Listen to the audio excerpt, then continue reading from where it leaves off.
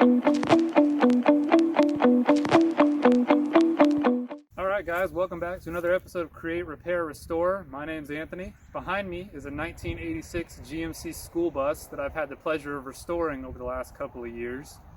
It's like a little luxury apartment on wheels in there, and we're going to give you a little tour, kind of explain how I did things and why I did them the way I did them, and then at the end we're going to do a generator revival. I found this generator, little 4,000 watt, sitting on the side of the road.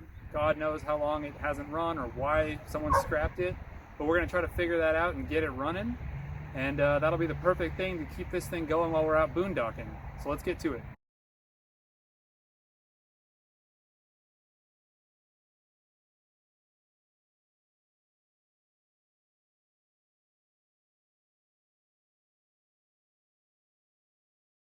Alright y'all, welcome to the inside of the bus. I'm a one-man operation today, so you're going to have to bear with me a little bit. I'm going to do my best to use the tripod and mix it with a little bit of handheld footage to kind of show you the inside of the bus. To my right, you'll see that this is a little futon frame that I mounted in between two little custom bookshelves that I built. Whole thing slides out into a queen-size bed, which is great. That was important to me during the build, that there was an extra place to sleep if we ever wanted to have more people than just my wife and I. To my left here, there's a little 3x2 pine table that I stained to match the countertops and these oak chairs that I found at an antique store, which I really enjoy. I've got a little hanging pendant light that's got a switch mounted down here by this chair. This table folds flat against the wall to give this bed room to pull out, as well as just make it a little easier when you're driving, that it's not jiggling around. And this pendant light is just hanging on a hook here, where I can also take that off, and it's a plug-in style, so I can take that whole thing down, keep it nice and safe, make sure it doesn't break. Alright guys, next stop on the tour here is the kitchen, and as you can see, I've got butcher block oak countertops that are stained to match kind of the rest of the trim in here. It's all early American to accent this white, and I think it came out looking really nice. I've got a stainless steel farmhouse sink to my left here, and I've got a little 2-burner propane stove oven here on the right. That's worked out really well. So is the sink. I'll put links in the description to all the products that are in the bus so you can know what they are. I haven't talked about this yet. These are throughout the bus. They're little sconce lights that I got off of Amazon, and I put Edison bulbs in them. They're all LED, really low power usage. They can run on 12 volt or 120. Those are super nice. Again, I'll put all the links in the description. And also, there's magnetic catches here on all the drawers, as you can see. That's just to help it from when it's moving. I've got 2 miniature apple crates mounted up here for a little bit of extra storage, because we decided that we didn't like how upper cabinets felt in here. I'm pretty tall, and bus roofs aren't that tall, as you know, and this was kind of encroaching on my space when I was working at the counters. So we decided not to go with uppers and just kind of get creative to get a little bit of extra storage. So you can see we use this for wine glasses, kind of stack mugs and spices and some other stuff on here. On this side, I mounted a magnet. I'm thinking about adding another one above it, and you can just mount anything metal. So knives, tongs, whatever you want to do. That's a really cool little trick, and it's worked out really well for us too. All right, y'all. So one thing I actually get asked about quite a lot is down here to the left, and this is this little Chinese diesel heater. I did a little bit of research on Amazon, just kind of found one that I liked the look of. They're all pretty much the same, but there are a few that come with some accessories that I think are a little better than others. I'll put the link in the description to this one. I've had it for around 6 months now. It hasn't failed me yet. Really kind of recommend one of those. I tried a few other sources of heat. It didn't work out as well. This thing, even during like dead of winter when it's 15 degrees out, I can keep most of the bus warm with just this for about 1 gallon to 1.5 gallons of diesel a day. Which is very, very efficient. So yeah, those are great. And again, I'll put the link in the description. That's the table we already talked about as we're coming down the alley here.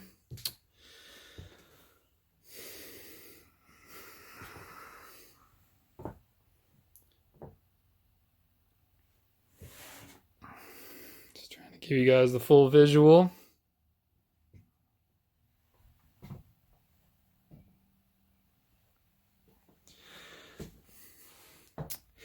This is a little apartment style stainless steel refrigerator. That's worked out really well for me, as well as a little stainless steel apartment-sized microwave.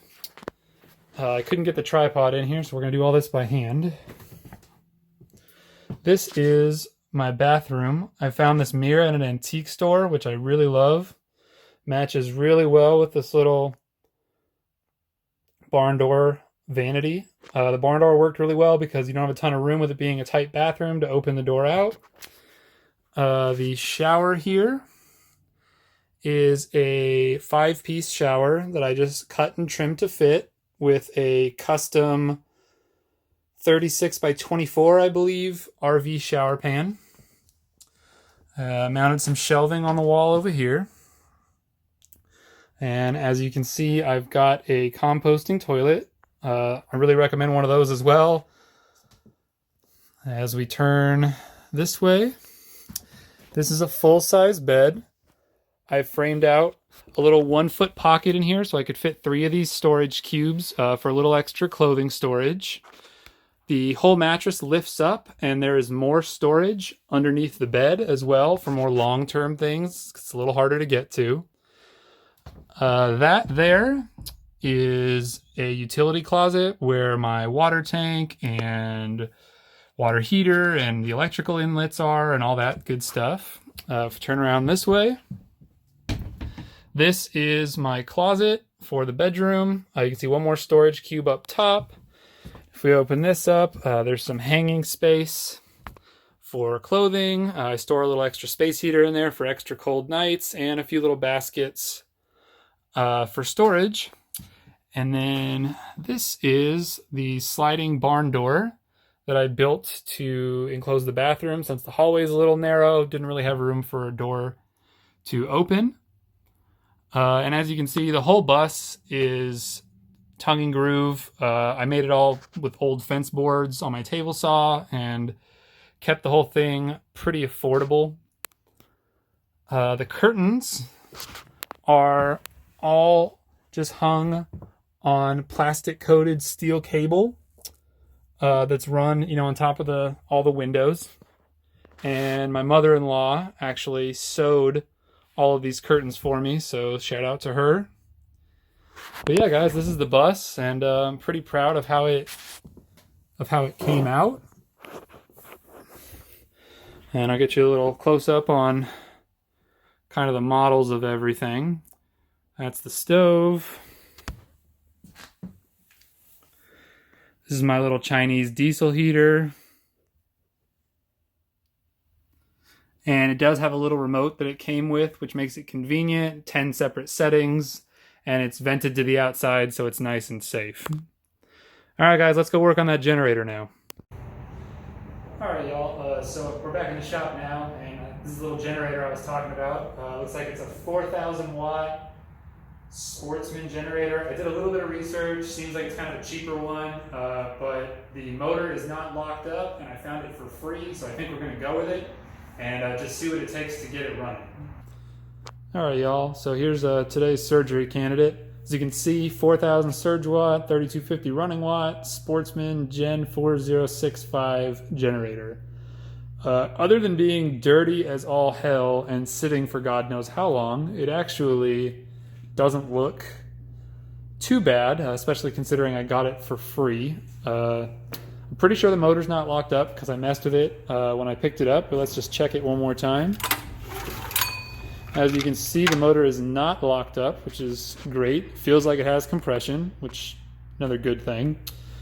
So I guess first things first, let's take a look inside that tank and see what we're working with as far as fuel is concerned, if there's any in there, how bad is it? Does the inside of the tank look rusty? These are all important questions. All right, if that'll focus for me. Not sure if y'all can see that, but there's a little bit of fuel in there.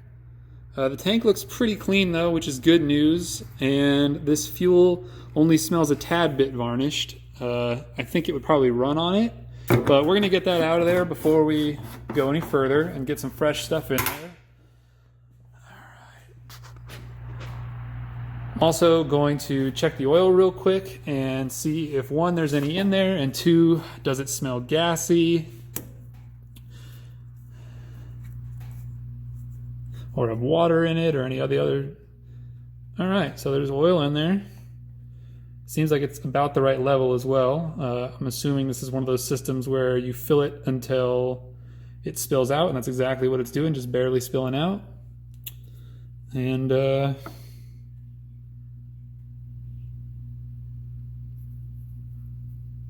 yeah, it's still lubrous. It's pretty clean, actually.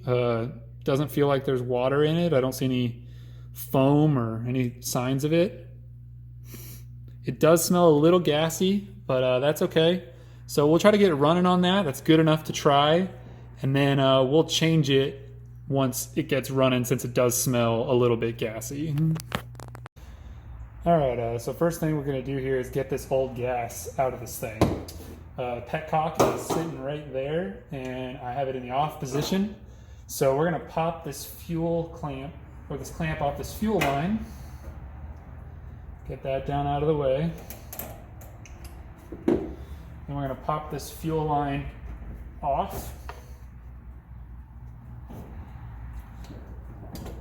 If it'll cooperate, seems pretty seized on there. See if I can persuade it.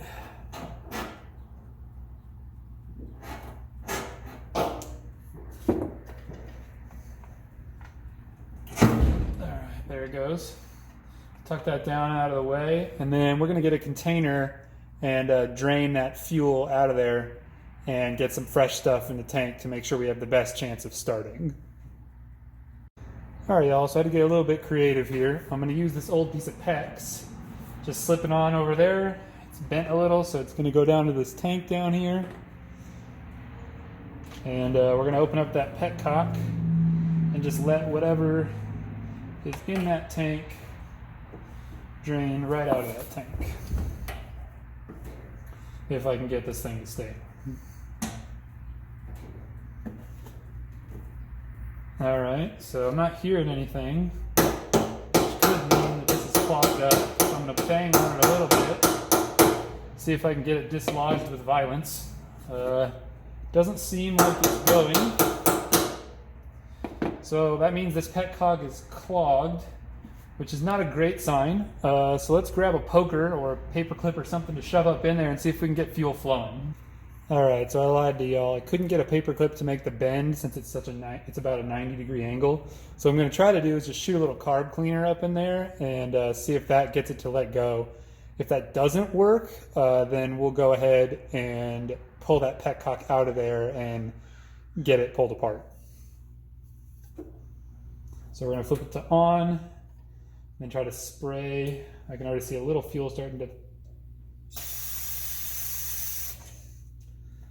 Alright, so it's starting to dribble out.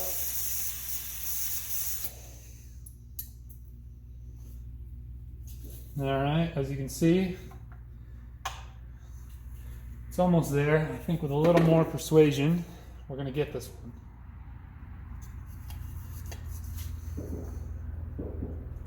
Shove this straw up in there as far as I can. Alright, we're starting to get some flow.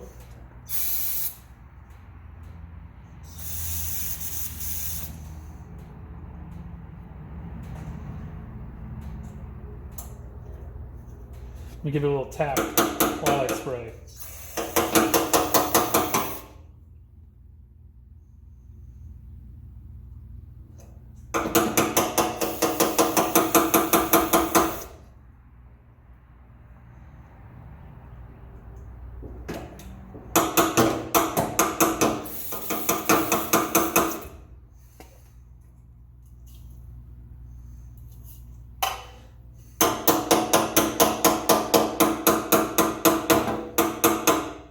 That looks like that's running. I'm gonna go throw some more gas in the tank, and then we're gonna see if I get some more flow, because there's so little in there right now. It seems like it's open now, but I suspect the reason we're not getting more gas coming out of here has to do with just how low the level in the tank is. So let's go give that a shot.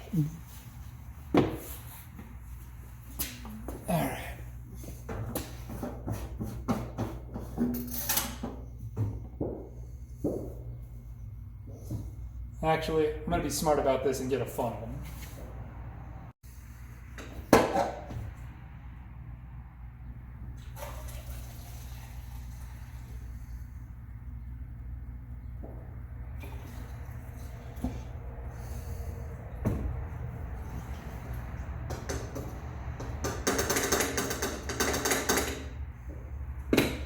Alright, so that was a couple of cups of gas, and we'll see what that does for us, and see if we get more flow when we open this petcock now. Yeah, we sure do. That's a nice consistent flow. I'm going to shut that back off, get some of this gas cleaned up, and then I'll get this fuel drained out of the system into that tank, and we'll keep going. Let's grab our tube. Get that on there, and I'm going to bend this and stick it in this gas jug. I'm going to keep this petcock back on.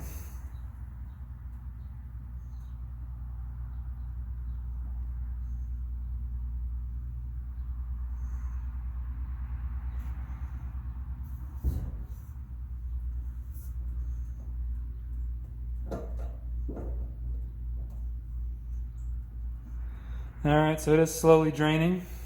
You can hear it.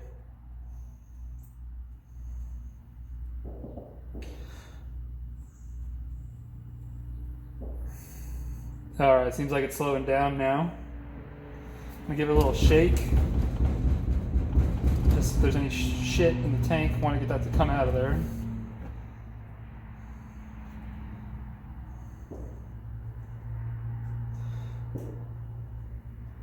Alright, seems like it's slowing down, so I'm going to go ahead and shut this down.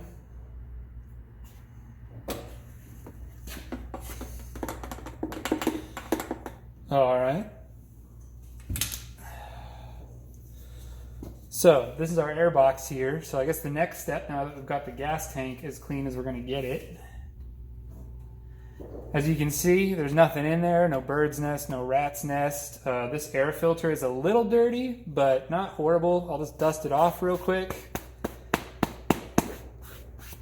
And it's clean enough to use anyway. So we'll stick that guy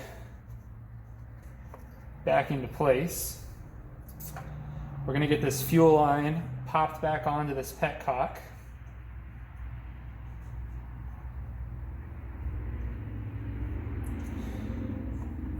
Clamp has slid down, so we're going to grab that clamp.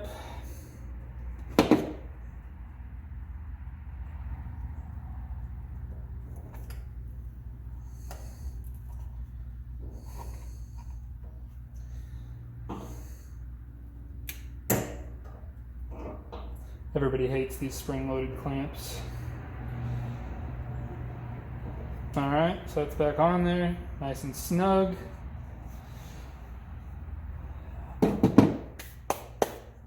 Alright, so I am going to check into the tank one more time, and assuming that looks good, I think we're good to at least try to fire it up. I'm kind of expecting the carburetor to have some issues, or maybe we could not have spark as well.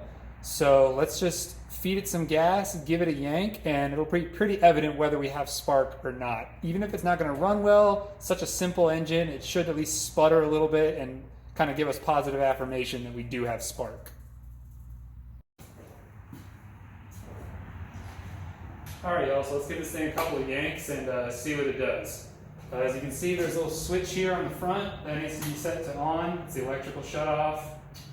I don't see any other safeties or switches or anything, so I'm going to flip this petcock to on. We should have fuel running, that fresh fuel that I just added running from the tank down to the carburetor now. Let's give this thing a few yanks.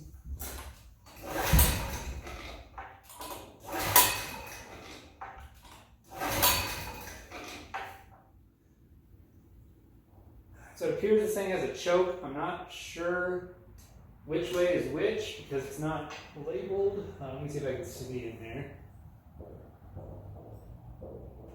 So I just choked it down a little bit. Now I know which way is which. Let's see if it'll start now. Alright. That's great, dude. Running pretty rough.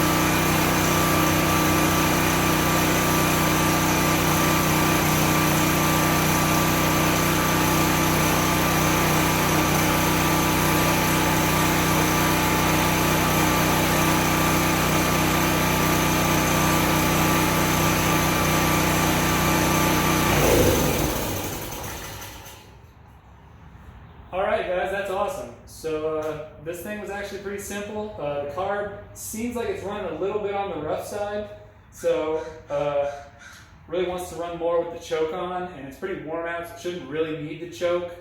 But it does run, which is great news, and it was cleaning up a little bit. Its idle was getting better and better as the old fuel that I'm assuming was sitting in the bowl kind of worked its way out and the fresh fuel was getting in. So let's take apart that carburetor, at least take the bowl off, see what that looks like in there. And we can kind of do a ghetto rebuild and just kind of spray through it with some carb cleaner while the bowl's off. And hopefully this thing is still together enough. Clearly it ran and didn't run too bad, but that's all we have to do. All right, y'all, so let's get into this carburetor. First things first, looks like I've got to take out these 4 screws to get this airbox cover off.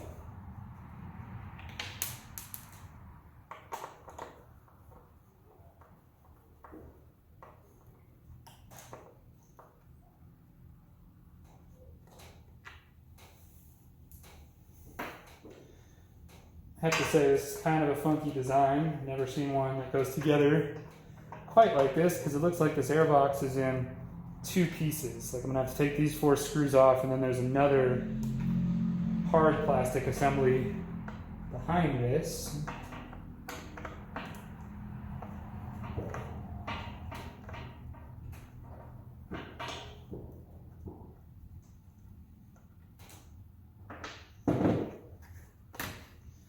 Yep, exactly what I thought. You can see there's that other hard plastic assembly behind there, which is held on with these 2 nuts here. So let's see if I can just get those out with my needle nose. No, I don't want to round that off. It's actually going to require a wrench.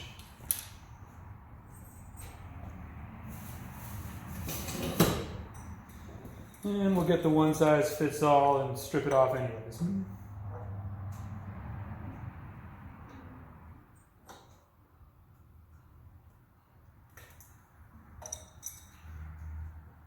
Alright, so that one's broke free.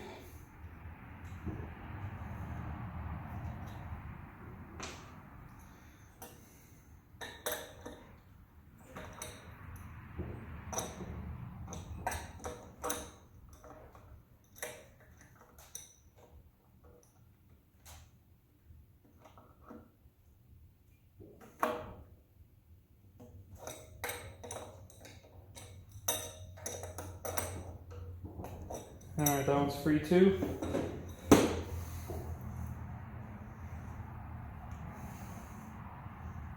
But at least I thought it was. This one is not cooperating. Alright, there it goes.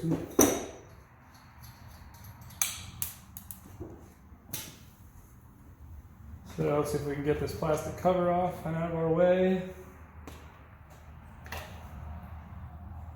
It's got a breather hose on it, but I think I can leave that on and not be in our way. We'll just tuck it away like that. Now you can see we can get to the carburetor here. This is our bowl here.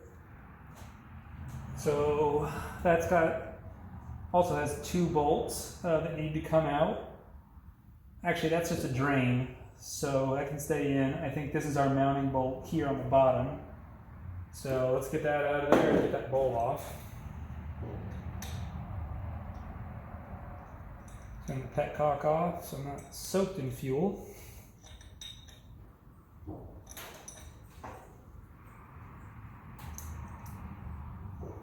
probably still will be some fuel in here. Just whatever was left over that didn't get burnt since I shut it off and didn't let it run out of gas, but we'll deal with that.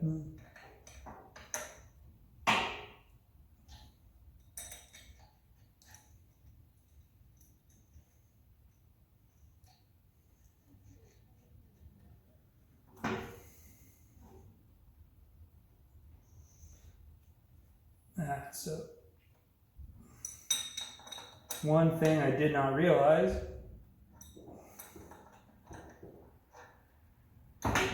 is that the nuts that we're holding the plastic cover on, we're also holding the carburetor on. So that carburetor is now floating loose, so I'm having to hold it with my hand to prevent it from just pulling off the intake altogether.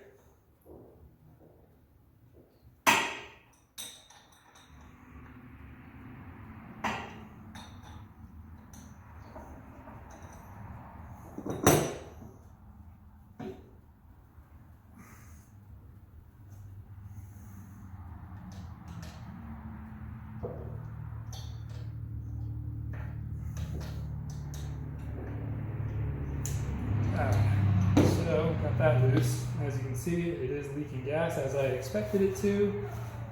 I'll try to catch that a little bit.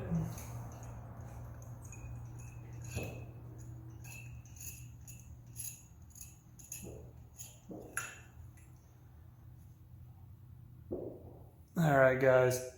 Yeah, it's pretty dang dirty in here, so I'm real glad that I took this off. The rest of the carb looks okay, but as you can see, there's a lot of sediment and rust and just grossness in there. I'm kind of surprised it ran as well as it did, to be honest with you. So let's go ahead and get that sprayed out with this carb cleaner, and I'll wipe it out and see how much better it'll look.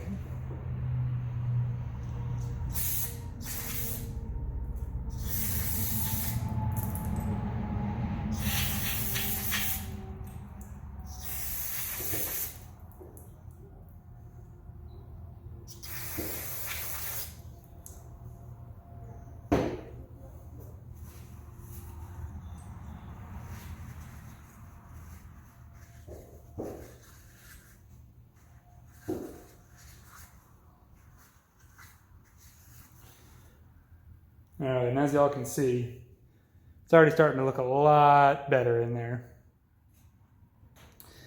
There's some little surface rust stains, but the majority of that really gross stuff is now gone out of there. So let's spray up into the jets as much as we can from the bottom, since we have the float off, and just kind of spray around in there. And I'll spray some down the intake as well, and hope for the best when we put it back together that kind of helps it, and I'll feed it some carb cleaner while it's running, and hopefully we won't have to actually tear anything apart, and that'll solve our issue.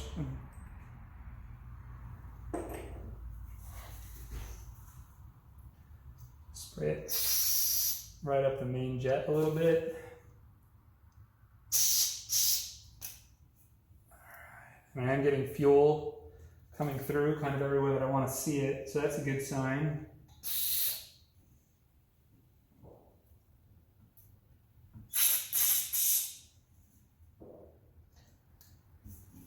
Hold this carb on.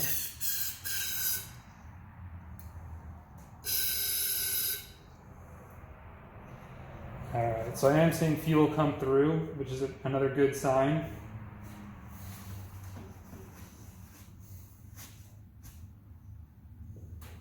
So let's get this bulb back on.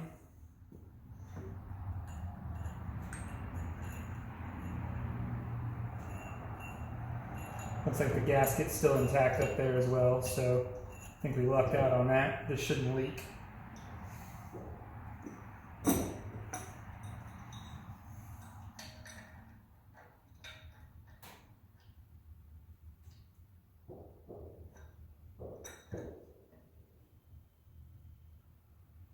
Alright, that's nice and snug.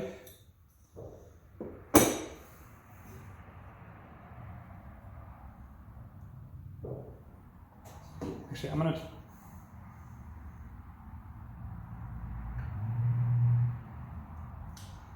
was going to turn the petcock on, but I don't think I'm going to, because this carb needs these nuts to actually be mounted to the intake. I would have liked to have seen if that bowl was going to leak without this, but I don't think I can, so put these two nuts on first, and then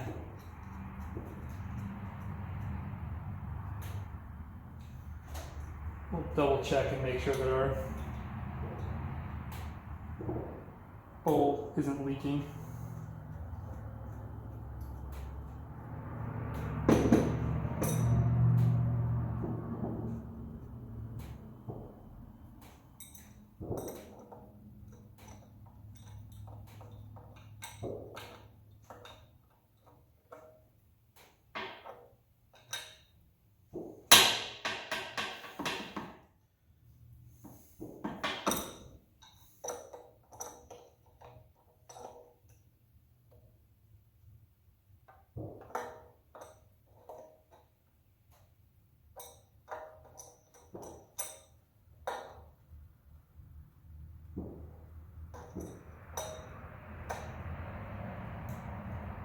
Don't do what I do. I really should have grabbed the correct size wrench for this, but this was already sitting right here, so I'm doing the dumb thing.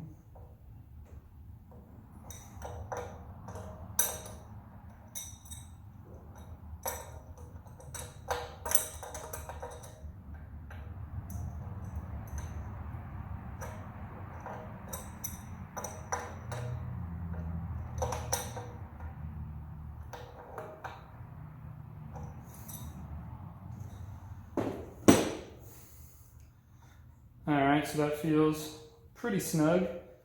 So let's go ahead and turn this petcock back on and see if we get any leaks from anywhere. All right, petcock's on. Fuel is flowing. I'm just checking for leaks on the bottom of the bowl here.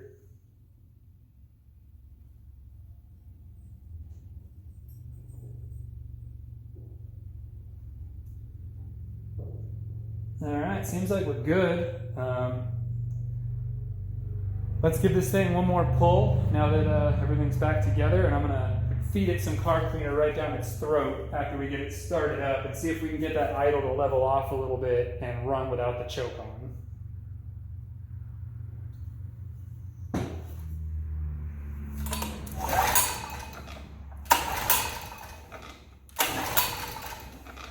Trying to start it without the choke on, just a proof of concept. All right, so after all that pulling, I'm an idiot. And I forgot that the electrical kill switch was off on the front. So we're gonna go ahead and give it a couple more pulls now, and I'm assuming it's gonna fire right off. I'm gonna put these last couple of bolts back into this second piece of plastic that holds the air filter.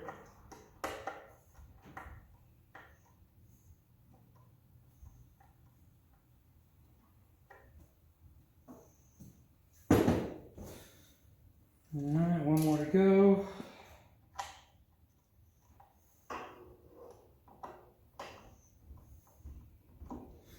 Yeah, when things mysteriously stop working for no reason, usually human error. That's exactly what it was in this case. So it happens when you're working by yourself and you don't have anybody to go, hey, you turn the kill switch off. All right, so that's nice and on there. Let's put this thing wide open. See if it runs without choke now. Put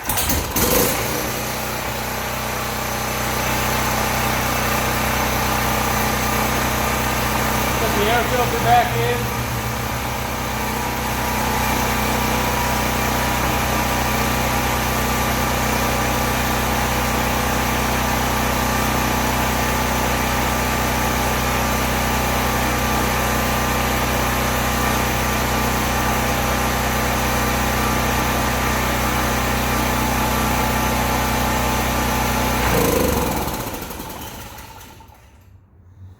All right, awesome. That thing is running great. So let's get the oil changed, and then let's test to make sure the generator part of it actually works. Actually, let's do that first. So I'm gonna get a light, we're gonna plug it in, and we'll see what happens. All right, y'all, so I've got this work light here, and we're gonna fire this thing up, and then we're gonna see if it can power up this big, bright LED work light. Should.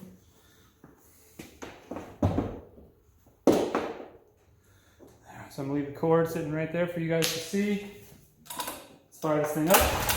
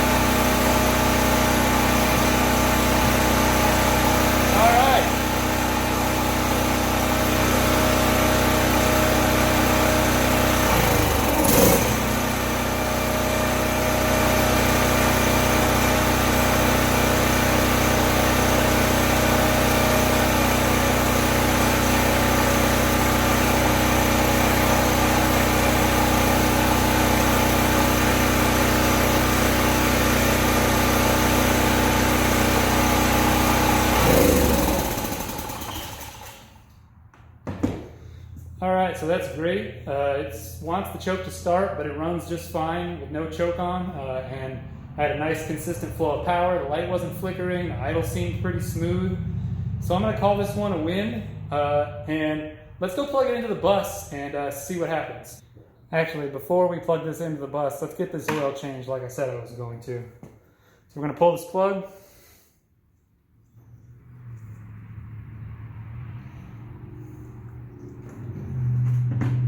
And I've got it sitting at a little bit of an angle right now, so it kind of should drain out into this bucket. Now that I'm doing this, I'm really glad that I am, because it is definitely gassy. This oil looks pretty thin and had a gas smell. So let's tilt this forward a little bit, get this to pour out a little faster. I'm just draining it into a bucket, and I'll make sure to dispose of it properly later. Since it's so gassy, it'll probably end up just being campfire starter.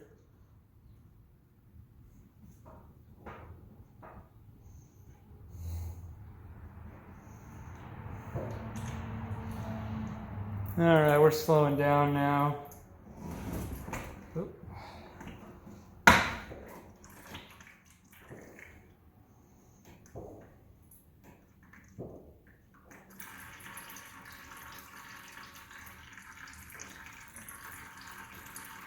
Yeah, this last little bit's almost nothing but gas.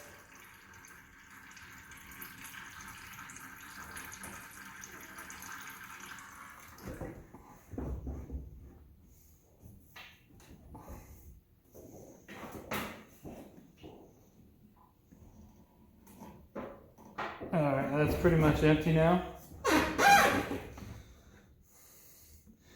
As y'all can see, that oil was, as I dump it out onto the floor, that oil was pretty nasty and pretty gassy. Now I'm going to have to clean that up.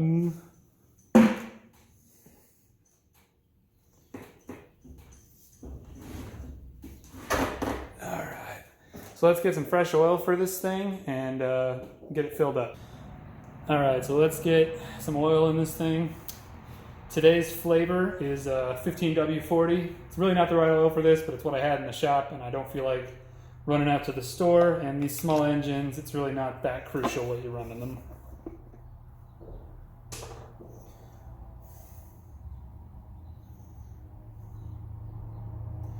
So this bench I have this on is pretty level, so it should work out okay. Like I said, this does have a small dipstick, but realistically, it's kind of one of those systems that you're just gonna fill until it starts to bleed out at you a little bit, and then that's pretty much the right amount. And I overfilled that funnel, came back out at me. Spill oil everywhere every time I try to do this with any small engine.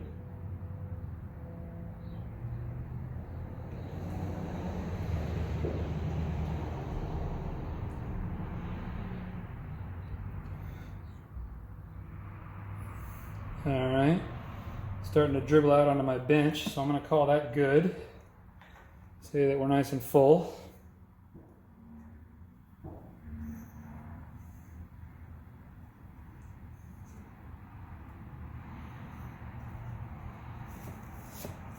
All right, let's go plug this thing in and give it its inaugural test run.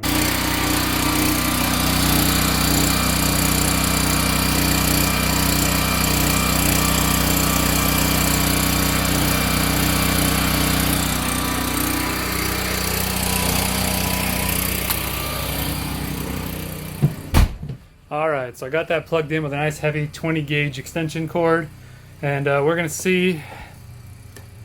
As you can see, nice even flow of power. So I think this thing's going to work great for powering the bus on our long excursions out. And it'll just get stuck in the underbelly. Thanks for joining me on this one, and please like and subscribe.